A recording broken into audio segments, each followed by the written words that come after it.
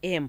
Munokwanisa kuteera ipapo muchiona pamwe chete kane kunzwa zvese zviri kuitika, muchizoterawo zvekare Facebook page Tilder live Zim, tiri kubatikawo ipapo zvekare. Saka tinokutambirai tichiti aiwa ngatandarai tose tiri pano paStar FM anditika. Hamonika tisati tapinda munyaya yedu yanhasi unoyo. Kune avo vane matambudziko ane chekuita nechivanhu, vane zvinovanetsa uye vachitenda mutsika dzedu dzechivanhu. Hanzi sunungukai kubata Sekuru Kanengo. Sekuru Kanengo vanobatika pa 0772 965 955 0772 965 955 kana pa 0776 069 409 0776 069 409 kana kutevera pa Facebook page ravo rakanzi iro Kanengo TV.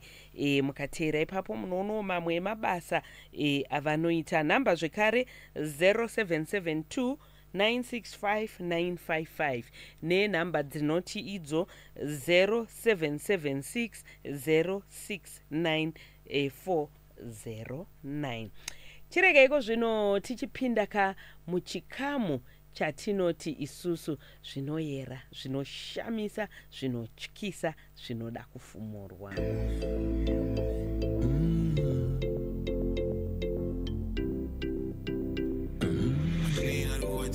Pakutumira kana kutumirwa begi London simne jobegi Ndotemba Access Forex Access Forex, bringing you closer to home. Oh yes, Access Forex takutaura nyaya dzekutumidzirana mari sesikhuluma ke indaba ezokutumizelana ke imali. Access Forex kana uchida kutumira mari kuhama neshamwari, zvichida uri ku UK uda kutumira mari kuno kunyika yedu yeZimbabwe. Nguva ino izvikoro zviri kuvhurwa, ma school fees mamwe hasi kubatana, amarusha kuti ungaita sei. Isu tine muripo wakaderera, bvunza vamwe vanoziva. Kubva ku UK kuya muno muZimbabwe unokwanisa kutumira mari, kubva ku South Africa kuya muno muZimbabwe unotumirawo mari zvekare, kubva muZimbabwe kuenda ku South Africa. Imo muno muZimbabwe macho mari tinotoitenderedza, togona kutotumira mari chero kupi zvako mufunge.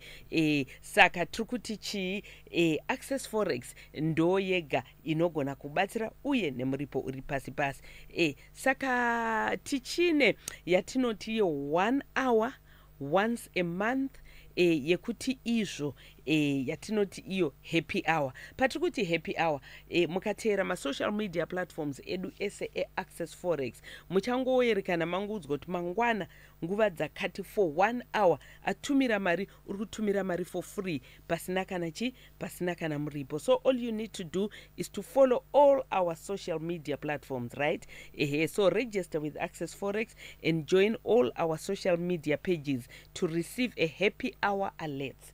Anditika tine yatinoti happy hour. Happy hour iyoyo munongotaura kunzi musi wakati nguva dzakati ukatumira mari panguva iyoyo hauna kana muripo waunoripa. Saka all you need to do, follow our social media platforms. Tukutaura vana Facebook, vana Instagram, vana YouTube nezvimwewo zvakadaro. Anditika kana kuti unzwisise unogona kufonera pa 0776 302 424 0776 302 424. That's our hotline number. Kana uchidiwo kunzwa kuti kwauri ikoko Access Forex unoiwana papi, unoiwana sei, ukangoti bata ipapapo chete unokwanisa kakuita sei kunzwa zvese.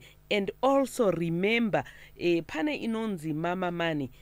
Ukatumirwa mari through Mama Money unogona kunoitora ku Access Forex.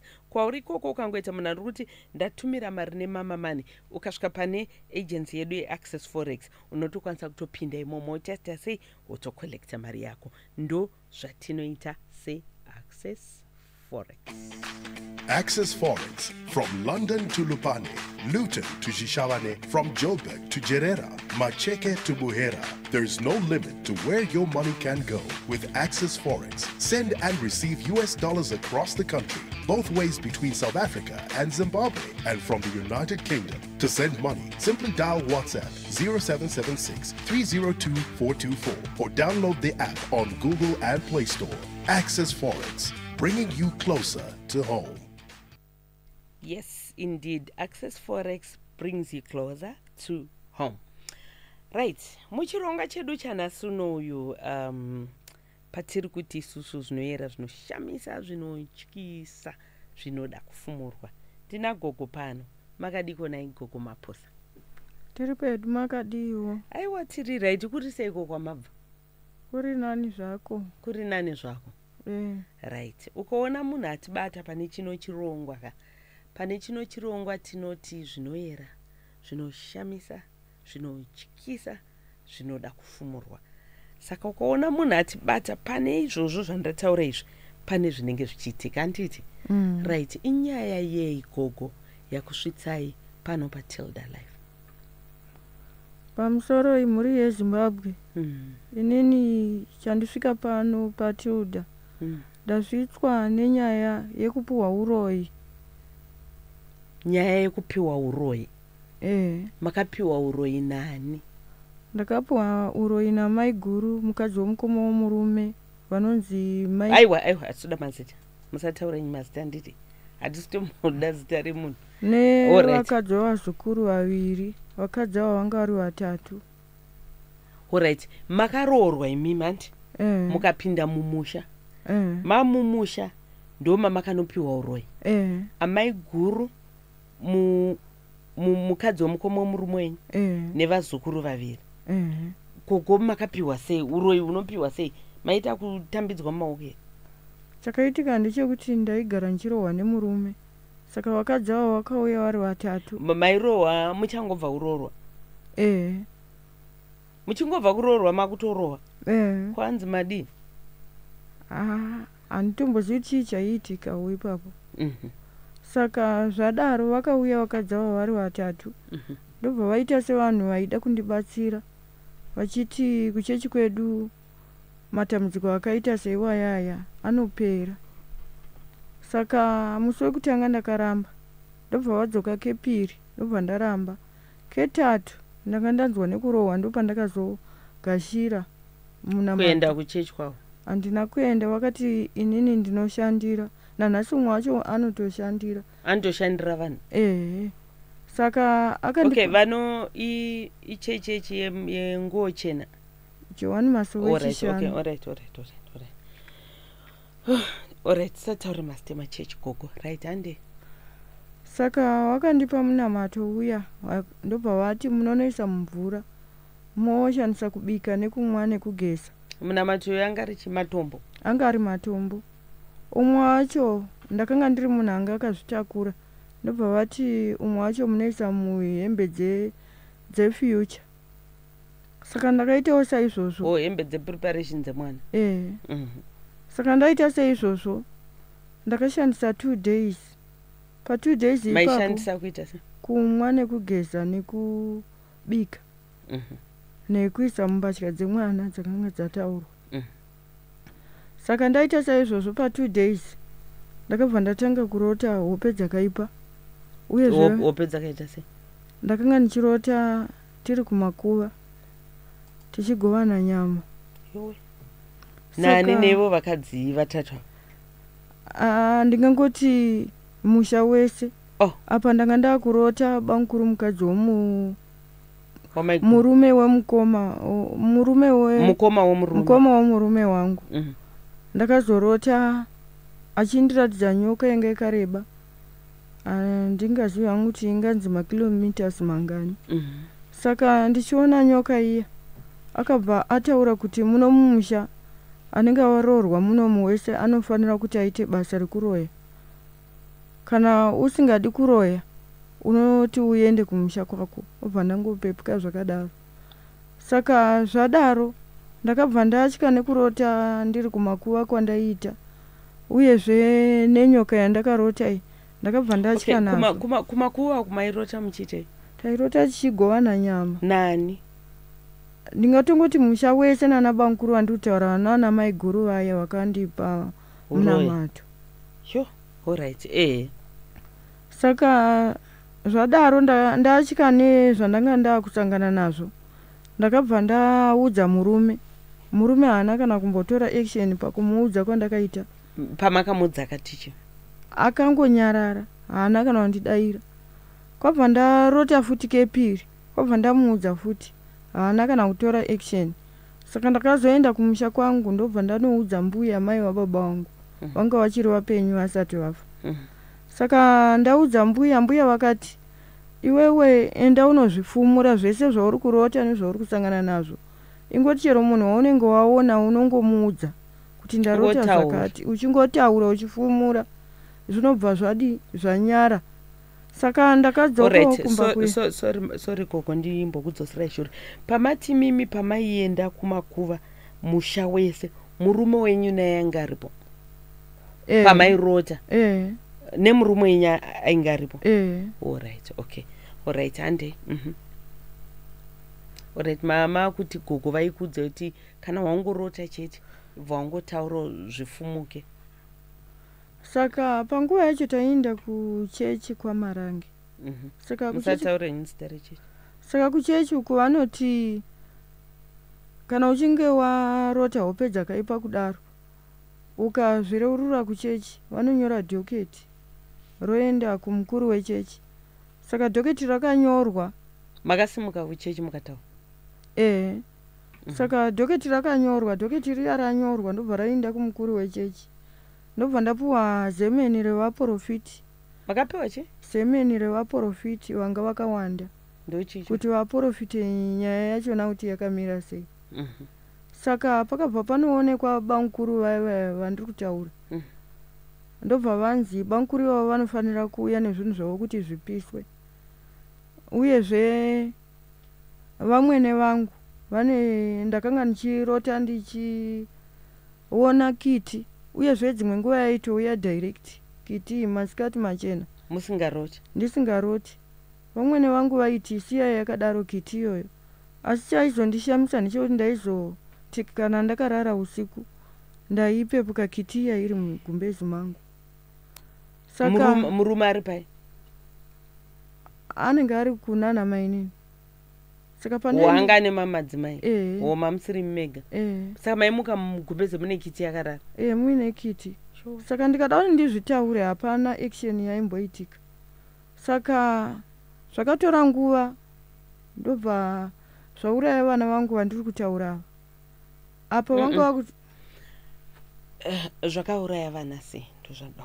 Maurayira zvaiita vana ndeyekuti inini pakutaura kwandakaita nyaya yekiti nekutaura kwandakaita nyoka yandaiona kuhope kuna bankuru. Inini ndakanga ndiri munhu ndakanga ndakutozvinzwawo nemweya kuti imi muri kutotungamidzwa kuti mudi muuraye vana venyu mega.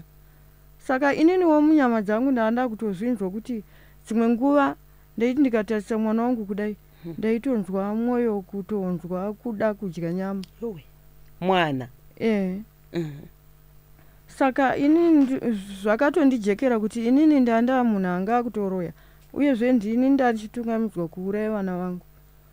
Saka vana venyu maivauraya sei? Ipapo hapana kundijekera pakandinzvenga. Asi inini pachangu ndaiti ndikazvitarisa nekuzoona ndichichiva mwana wangu zvakandijekera kuti inini ndiri kutouraya vana vangu. Mwana maimutarisa momuchiva monzwa kuti denda ngomudya? Alright. Saka taurai. Pakatora nguva vana vangu vachifa. Saka zvadai izvi murume wangu manje akabva atanga kuita munhu anga asingachanipi chikafu uyezve asingachasapoti kana vana vake kana kundipa kana anything kana kuuya mumba mangu. Anga asingachawi nenyaya yekuti vemusha vese naye murume wacho anga akunditi wakafumura musha wangu. Saka pari zvino ndoupenyu hwandiri kutorarama. Haana kana anything chaanondipa kana mumba mangu hauyi kana kusapota vana vake. Iye zvino ndakasiya mwana ari grade 2 mwana ari grade 2 uyu haasi kutoenda kuchikoro nenyaya yekurwara, uyezve ndakangomusiya mumba achibika ega. Mwana ari grade 2? Izvozvi handitozivi kuti zvakamira sei, asi nekuda kwedambudziko ndakaona nyangwe dei ndikagara ndakarindana nemwana, iro dambudziko richiramba richikura kudai, plus kuti anogona zvekutofa. Uyezve ndine musikana akaroorwa ora musataura kuti kupi akaroorwa, ingoti akaroorwa ari kutorwarawo. Uyezve vana vangu vese ndakatovagurira futi uroyi. Kana muchini ndakavagurira uroyi muri kuti chi? Kana ndichiti ndakavagurira uroyi ndiri kutaura kuti pakupuhwa munamato uya wandakapuhwa vanga vachiri vadiki, ndakangoshandisa munamato uya sekuudzwa kwandandadi ndaita. Makanga manzi munouita wokugeza kugeza ikoko ndo kutowana uroyi kwavakaita nepakubika payo. Saka muri kuti vana venyu navo vari kuroya? Sei muri kudaro? Vakazvitaura here? Pane zviri kuitika here zvamuri kuti muti vana vari kuroya? Vana ndinoti vari kuroya nekuda kwekuti vari kufirwawo, vari kungozvara vachifirwa nevana, uyezve vanototaura kuti vane hope dzavanorota dzakaipa saizvozvo zvandiri kutaura. Vanorota hope dzakaita sei? Dzekurotawo vachidya nyama vari kumakuva, uyezve vachirota vari kuno kumusha kwavo.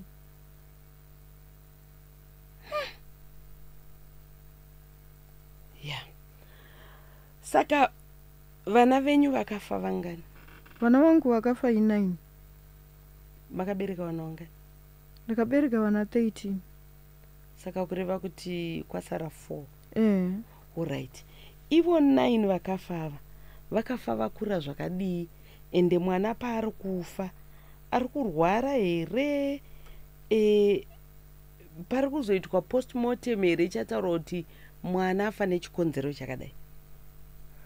Ndingati vamwe vaifa vaine makore 2. Vari vadiki? Umwe akafa grade 2 akazopedzisira kufa yezvino anga grade 7. Okay, achinzi adini? Arwara nei? Airwara here? Anga grade 7 uyu akazvisungirira.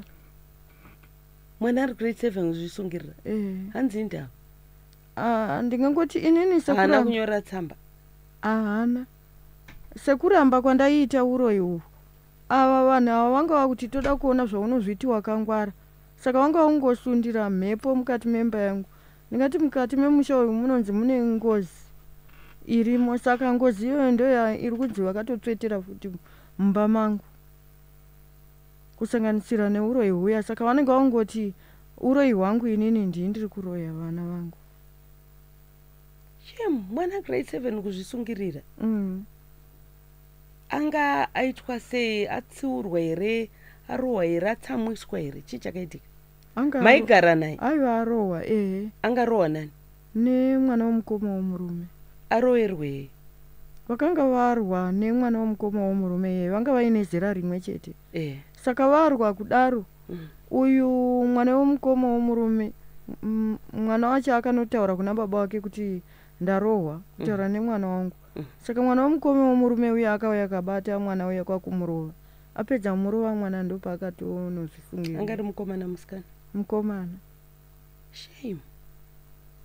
Okay, uyu ndiye akashayika akura? Vamwe vaifa vari vadiki? Vaifa vari vadiki vainzi chiko? Vainzi varwara nei? Aingorwara zvimwe zvisinganzwisisiki, kungoita manyoka obva afa. Saka sei muchizoti ndimi mauraya vanhu? Inini ndinotaura sekudaro nekuda kwekuti inini ndakapihwa uroyi zveshuwa zvandoziva. Nekuti munomuka muri pamuri kuona muri kumakuva muchidya nyama, muri kuzviona chaizvo chaizvo here kana kuti mune muchirota? Ndinoita sekurota. Ndinoita sekurota, asi ndinotori nenyama yandinogoverwa. Saka ndo zvinozoita kuti ndibhilive kuti inini ndinotoroya. Uyezve kana tikagumburana chimhene vanototaura kutoti kugumburana chimhene ndokuita sei? Kugumburana direct. Okay. Saka tagumburana kudaro nani naivo vakadzitria? Aiyo. ndati musha wese wakutoroya. Saka pamba pandakagara ndine vakadzi nyina vandinavo pamba apa. Saka vakadzi nyina vaya kana tikagumburana zviya izvi vanotaura kuti iwe unoti hauchadi uroyi unonyepa, wakatombopinda mahuri haubudi. Saka ndezvimwe zvacho zvinondionesa kutoti vanhu ava vari kutobataneni pauroyi. Asi muri kuenda kuchechi here? Inini nekuzoona dambudziko iri kuchechi ndakaregera. Asi maimboenda? Ndaimboenda. Muchienda makadaro pamaienda maitorota zvese zvamuri kutaura? Muri kuchechi koko? Sure. Pamuri kuenda kumakuva uko muchidya nyama mese semhuri, vabereki vari pere? Vabereki vemurume? Vabereki vemurume hapasina. Asi vakazoshaya here? Vakaona vashaya here? Vamwene ndakaona varipo vakazoshaya.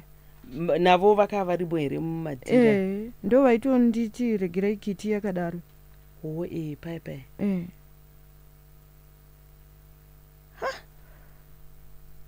Saka murume anoti china zvezvo? Murume wangu haana kana basa nazvo. Ko kufa kwevana haana basa nako. Ndingatoti izvezvi pandakasiya mwana wegrade 2 uyu. Inini sekutsvaga kubatsirwa kwandava ndichiita, ndaida kuenda nemwana wangu. Saka iye akaramba kuti usaende nemwana kana wachiwana afa siya akadaro. Saka shoko iroro rakandigojera kuti shuwa munhu chari kukoshesa pachi kundirambidza kuuya nemwana wangu kuti nyange kana afa hazvina basa. Shoko iroro rakandinetsa mupfungwa dzangu. Okay. Pane pamataura kuti mimi vakadzi nina venyu muri pabarika. Murume nyane vakadzi vangani? Paruvanze tiri 5 kwabva agara vamwe nhaka 4. Paruvanze tiri 5 akatora madzimai 5. Imi mamuri wechingani? Ndini wekutanga. Dheri vamwe vadiki kwamuri? Vakagara nhaka 4 vari vakadzi vanani? Vamwe vakadzi vemukoma 1 ndiye mukadzi wemunin'ina wacho. Ko vamwe vakadzi vemukoma vari 3? Mumwe mukadzi wemunin'ina? Saka mese muri 9 muri vakadzi vake? Yowe. Sure. Handisati ndambo akura zvekudaro here munhu kana kuti akazvarwa 63? 63 ane vakadzi 9. Saka vakadzi vese ava vari 9 vese vari kuroya? Ndati family yachona yese matye nyika. Alright. Kureva kuti neivava vakadzi ava mese? Nekuti munotori nemutemo kuti anenge aroorwa mo wese anofanira kuti aroye. Ukasaroya haugari? Ende haugari upenyu hwakanaka sekutambudzika kwandiri kuita nekuti ndiri kuzvifumura ndokufikiswa kwandiri kuita. Saka ndiri kutotsvagawo kubatsirwa. Pakaipa.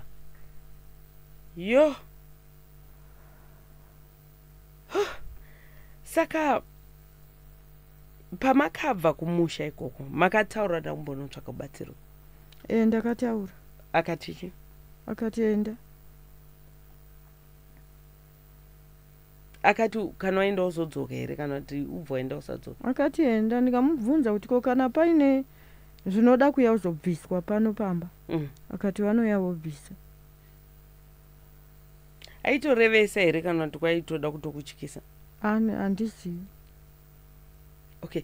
Imimi hama dzenyu kwamakaberekwa mambotaura kuti makambodza gogo asi gogo vakazoshayika. Hamuno vakoma vanin'ina hanzvadzi? Mama wangu variko, hanzvadzi yangu iriko. Vanotoziva? Vanin'ina varitoziva zvese izvo? Zvese ndakavaudza. Vanoti chii? Varikutondibetsera kuti denda wana anondibatsira.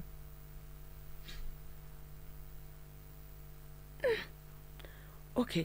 saka vana mama vanopindawo chitendero chimwe chete ichochi chekuti munoroorwa makawanda pamurume wani. Aiwa. Okay, saka makawanda muri 9 kudaro, baba ava vanokushandira here kana kuti mindi munotoshanda zvemabasa emaoko? Murarama nei sei? Inini nekufumura kwandakaita ndakatosabhurwa pane vamwe. Kusabhurwa sei? Vamwe vanochengetwa, ina handichengetwi. Naivo baba baba vane mari? Havana zvavo, asi zvavanenge vaona zvishoma izvozvo vanongosapota mhuri yavo. Saka imi kureva kuti alright, pau9 wenyu mumwe nemwana imba yake, saka kwenya vachatouya motongozvionera mega nevana. Saka pavakadzinina venyu ava pamakasimuka muchisiya mwana, hapana wamaiwirirana naye here wekuti anogona kutongonzwa utsitsi asarawo nemwana? Hapana, because wese vari kungoti uri kutifumura. Yeah. Vedweka inyaya inorwadza, nyaya inosiririsa, hanzi zvinoyera, zvinoshamisa, zvinotyisa, zvinoda kufumurwa. Hanzi naitete vamwe vakadzi 8 ava pane ane vana vakafawo here? Pamusha imomo kune vana vari kufa? Kuna vamwe vanhu vari kufawo? Vari kufa zvavo, asi hazvina kunyanya sezvangu. Imimi vana 9 vakafa pamakore mangani? Handisonzwisa. Aiwa, vana 9 ava vakatanga kufa kubva goreri, pane makore mangani vachifa? Vakafa within 5 years here, within 2 years here? Ndingati firstborn yangu iripo. Pakati pefirstborn pane vaviri vakafa. Ndobva pazoita 1 akararama. Pakati pe1 akararama ndobva paita futi vaviri.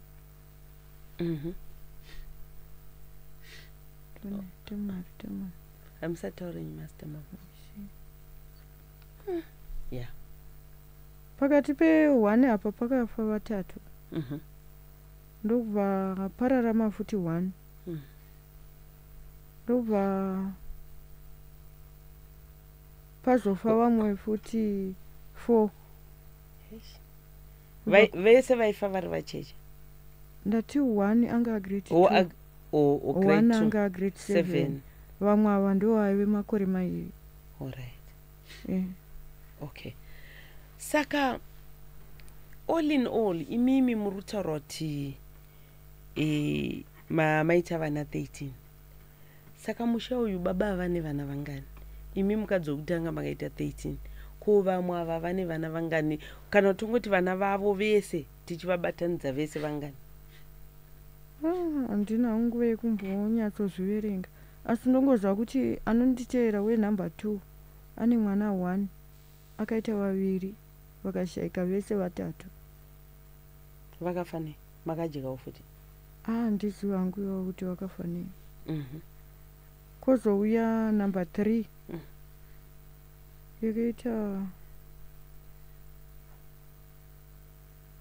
yakaita 7. Vana 7? Pakafa vangani? Varipo 4 vakafa vatatu. Number 4 ava vari kufa vakura sei? Vachiri vadiki. Vese vari kufa vari vadiki? Okay, vana va chitendero chenyu chinobvumidza vana kuenda kuclinic here? Hachibvumidzi. Saka vasi kufa here nekuti pamwe vanenge vasina kubayiwa majekiseni anodzivirira zvirwere? Tingangopomera hedu izvozvo, asi nyaya itongorimo ndeyekuti majuti euroyi. Majuti ekuti takumbodya uku tombodya uku. Showe. Alright. Handei vamwe vakafirwa nevangani? Venumber 4 varipo vatatu vakafa vaviri. Venumber 5 varipo vatatu futi akafa 1. Okay. Ko vana mai guru namai nina vakagarwa naka, varume vavo vakafa sei? Hakusi kuroyana futi ko? kutongori kuroyana. Nenge chiri chijana. Munhu otoenda. Vakarwara here? Vanenge varwara here? Munenge nawo murume wangu akangodonha achienda kwaaienda kwobva angonongo adonha. Abva atofa? Kuvana baba mukuru? Baba mukuru vakarwara. Anti mati vatatu? Ndati vaviri. Vaviri? Sure. Mhuri yeZimbabwe ndo zviya zvatinoti zvinoera, zvinoshamisa, zvinotyisa, zvinoda kufumurwa. Vane mibvunzo vari kuda kutaura nagogo, munogona kufona. I think changotora just a few calls. 0772 162 651. Munogona kufona, mafona, mungovhunzawo zvamurida kubvunza, and then vokupindurai. Right, gogo regai tinzwe vanhu vane mibvunzo varida kubvunza nditya. 0772 162 651 ndo namba dzatiri kushandisa pano paTilder Live, muchikamu chati kuti zvinoyera, zvinoshamisa, zvinotyisa, zvinoda kufumurwa. Right, anzi chiko panapa, anzi mumvunzo, anzi okay, regai tione mibvunzo iri kubvunzwa nevanhu. Right, anzi tete kogogo kuchechi kwavo kwese vano kuchenesa here? Kuchechi muno kuchenesa here? Hakuno vamwe vamuno shanda navo here? Because apa imi muri kungoti pese pamuri kuenda muchinoungana muchidya nyama ihama chete here, kana patori nevamwe vanhu kana vemumaraini? Ihama chete. Hamuite nevamwe vanhu? Ndisati ndambosangana nevamwe vanhu. Okay, panonzi varoyi vanoita zvavanoita vasina kupfeka. Imi mune makapfeka? Ndinorota ndisina kupfeka. Aiwa, pamunenge makaungana muchidya nyama? Tisina kupfeka. Mese mune musina kupfeka? Okay, panenge pane nevana venyu here? Tuvana tunenge turipo? Turipo tuvana tunenge twakafa twe. Aiwa, ndiri kureva kuti pamune muri kudya nyama munoendawo nevana here? Aiwa. Okay, nyama yamuri kudya inyama yehama dzenyu kana dzevatoro? Inini ndiri kuziva dzevana vangu dzandiri kutaura idzodzo. Chui, maidzidya nemusha wese nevamwe vanhu? Ko dzevana vevamwe ava vakadzi nini maidzidyawo futi pamwe chete? Handina kumbozviona. Imakangona paidyiwa dzevana venyu chete? Pamuri kudya murume nyina yanenge aripo? Anenge aripo. Nemiwo muchitodya? Okay, saka vana venyu vakura ava vamwe vari mutaura kuti varoorwa, vari kuzviziva here kuti ndo zviri kuitika? Havazvizivi. Havana kana kumbokubvunza? Pane wamataura muchitaitaura iye kuti ini ndiri kutorotawo zvichidai zvichidai? Vanouya vachitaura kuti tinorota zvakadai zvikadai zvikadai. Saka havasi kuziva kuti ivo vari kutoroyawo? Havasi kuzviziva. Saka imi kana vakuudzai kudaro munotichi? Inini ndinorwadziwa mwoyo, ndo saka ndakutsvagawo rubatsiro kuti ndibatsirike zvese nevana vangu. Pakaipa. Vedweka ndo nyaya yatange tinayo kubva kuna gogo who really needs help. Vari kudawo rubatsiro, mufungeka zvakangoma. Ndikuziva kuti mafoni angu aita sei. 0772 162 651 anditya, kana kuti 0714 414 413. Mukangofona ipapo vari kuda kutaura nagogo, mobva maita sei, mobva mabvunza mibvunzo yamuinayo. Right, anzi zvoni vana baba mukuru vakafa vaimboroyawo futi here? Vairoya, ndo vane nyoka yavakandiratidza yandiri kutaura. Ava vekukuradzai nyoka? Vekukudzai kuti musha medu kana usingade kuroya ugare? Ivo vakazofawo? Vakafa nei? vakarwara. Saka vanhu vese vatori musha muri kutongozototi anytime ndogona kufa. Imi mamutyere kufa vasi kuti vachakuurayai nezvamuri kuita izvo. Inini kutotaura kunoku ndani chitori munhu anga achitorwara. Mamuchisimbirwa ne? Handingangoti mweri wese. Ndosaka makabva ikoko. Okay. Muri kutarisira kudzokera? Ndiri kutarisira kudzokera asi ndachitarisirwa kudzokera ndabatsirwa. Imi muchabatsirwa ko vari ikokoko? Vari ikokoko vachange vachingoramba vachiroya ko kutongobva zvachose muende henyu kumusha kwenyu nemi? Vabereki muchabatsirwa? Vabereki vanonditi gara ipapo. Iko kuri kuroyiwa? Havasi kuti mudzoke kumusha? Vari kuti gara ipapo nekuti baba chaivo vakafa. Asi yasara iyi hanzvadzi. Hanzvadzi ndo iri kuti gara ikoko? Yeah. This is a very sad story. Nyaya inorwadza, nyaya inosiririsa. Hanzi nomwe pakudya apo kudya pane chinosara here kamune muchidya muchipedza zvese? Kudya pai? Pamune muchidya nyama umakova? Hapana chinosara because umwe noumwe anogoverwa pisi yake. Munotakura kuenda nayo kumberi kandi yese inodyirwa ipapo? Inongodyiwa ipapo. Ini hangu pachangu ndo ndaingodyira ipapo ndisingazivi hangu vamwe. Kwamaidyira pedyo nepamba here? Kure nekumba? Panenge pangoita nhamo ipapo. Aiwaka, muri kuti paita nhamo iri kudyiwa munhu avigwa here kana kuti asati? Izvozvo handizozvizivi. Aiwaka, imi pamaidya nyama maizodya muchiziva kuti mwana uyu akafa takatomuviga here kana kuti anenge asati avigwa? Anenge avigwa. Sure. Yeah. Anyway mamaka,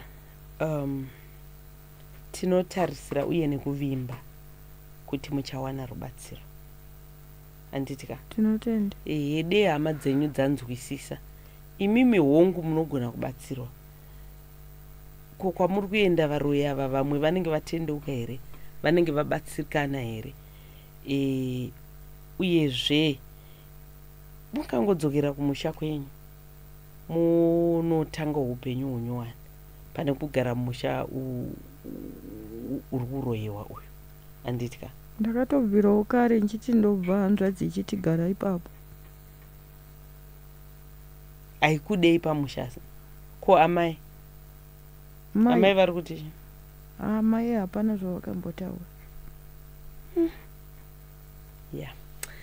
Anyway, gogoka, tinokutendai nekuuya kwamaita kwachironga chedu. Anditika? Ende tichikushuwirai kuti muchawana rubatsiro panyaya yenyu. Yanditika? Tinotenda. Okay. Right. So, muchironga chatinoti isusu zvinoyera, zvinoshamisa, zvinotyisa, zvinoda kufumurwa tina gogo vachema-chema. Vari kuti ndakabereka vana vangu 13, 9 vakafa, vasara ne4. Zvichinzi nditori muroyi zvandinotonyatsoziva. Saka handichadi vana vangu vapera. Ndiri kuda kuti ndinge chiita sendichibatsirwa nzoroyi vandakapihwa mumhuri yandakaroorwa, zvokuti musha wese tiri kutoroya musha wese. Vanhu vese vari mumusha imomo ndo zvavanoita. Tikuda ngotenda veAccess Forex vanhu vanotunzira chino chikamu chatinoti zvinoyera, zvinoshamisa, zvinotyisa, zvinoda kufumurwa. Muchida kutumira mari angava muno muZimbabwe unokwanisa kutumira mari nemuripo we4% chete chero kwawada kutumira from city to city, town to town, village to village. Unokwanisa kutongotumira mari at 4%. Asi mazuva anaya tine promotion yekuti chero ipi zuva rinenge rasarudzwa unokwanisa kutumira mari for free. Izvi unogona kutongozviita nekuregister neAccess Forex uyezve wojoina masocial media platforms edu ese uko kwachangochiwana manotification ekuti musi wakati kubva nguva dzakati kusvika nguva dzakati izuva rekutumira mari for free. Zvese izvi kana usiri kunyatsozvibata kana kuzvinzwisa tifonere pa0776 302 424 0776 303 424.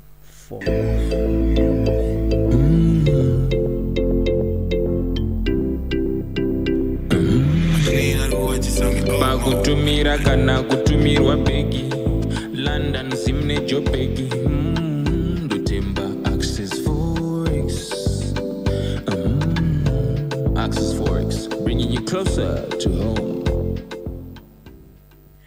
Right, the Tollgate Motor Space vari kuda kutanga nekuti nemakorokoto egoredzva kwamuri mose makastoma edu. Dzokai gore rino 2024 tichiriko tiri kuendera mberi nekukusuppliai ma-engine space, ma-engines, ma-suspensions, service kits pamwechetka nema-accessories. Supplier ma-space emota dzinotevera ma-Honda Fit, ma-Honda Aria, ma-X-Trail, ma-Ranex, ma-Bubble, ma-Belta, ma-Probox, ma-Vitz, ma-Revo, ma-Noah, pamwechetka nema-Nissan, mando dzese ma-Mazda, ma-Mazda Bongo, Mazda B16, Mazda B18, plus many more. Tollgate Motor Space tichiripo pa number 30 Kaguvi Street muguta reHarare, nepa number 2 Robert Mugabe Road, shop number 2 muguta reHarare umo. Tiri muHarare imomo tikuwanikwa ku Highfields kwa Gaza, ku Gaza Land. Tiripo pa 8633 Old Jairus Jiri Complex, uyezve nepa shop number B15 Musani Complex ndekwa Gaza uko. Tiriko kuGweru, pa Gweru tiri shop number 4 Corner Akram and ED Mnangagwa Street. Kozotiwa kuKwekwe tiri kuwanikwa pa shop number 5 Nyamunda Building 4th Street kuri kuKwekwe. Munokwanisa kutifonera pa namba dzinotevera 0786 852 151 0786 852 151. Tinobatika pa ma-social media platforms ese zvawo pakanzi Tollgate Motor Space, TOLLGATE, Tollgate Motor Space. Anditika ingwenda munolaika ma-pages ese munokwanisa kuti bata ipapo. Ma-civil servants gore rino 2024 tichiripo kubatsirana nemi, tichiri kuendera mberi nekubatsirana nemi. Tiri kuti chi svikai kana kuti bata pa 0786 852 151. Mangoti bata tinokwanisa kukupai zvamada zvese chero chawada nechikwerete chaunokwanisa kuzobhadhara over 12 months anditika through SSP.